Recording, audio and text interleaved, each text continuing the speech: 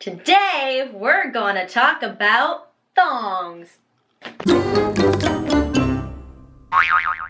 Let's get real intimate here and really talk about this issue.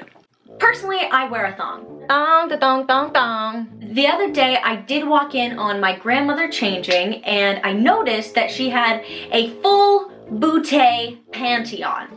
And all I can say is, thank God for that. not that there's anything wrong with my grandma's booty.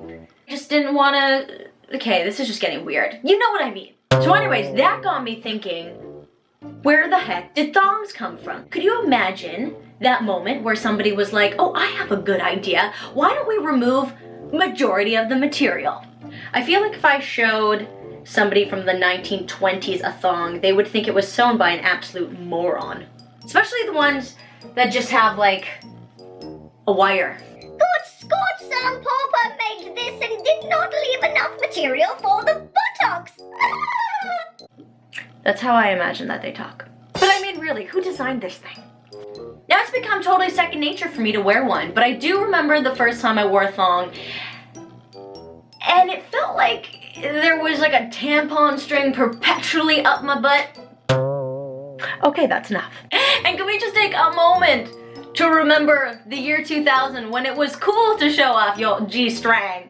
Now let's talk about cost. How much does this glorified dental floss cost? You are gonna have $30 less in your purse. This thing better be made out of silk or satin.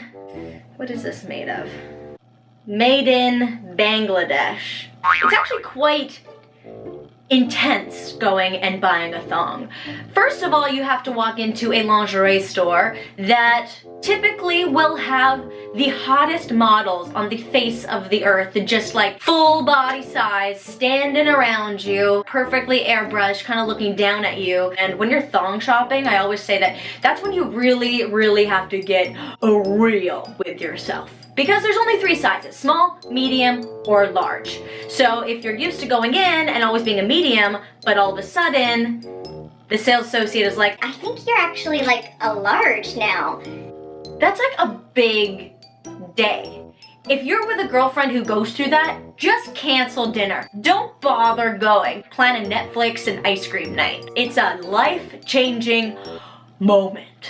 Don't even get me started on the thongs with all the bells and the whistles and the chains and the bows. Try wearing that under any type of legging and you'll be looking like you have some weird, deformed love handle. Another annoying thing about shopping for a thong is you can't even try it on. Like, I understand why you can't try it on, but still, if you get them too small, you start developing not just one set of love handles, but 2 sets of love handles. And they just sit on top of each other, side by side. It's like the watermelon challenge. When you put a bunch of elastic bands around the watermelon, there's all that pressure until it's about to just go poof. That's how I feel about really tight thongs. With all that being said, there are some positives to wearing a thong.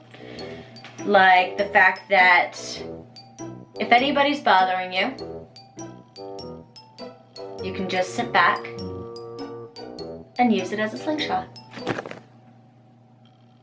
The struggle is real.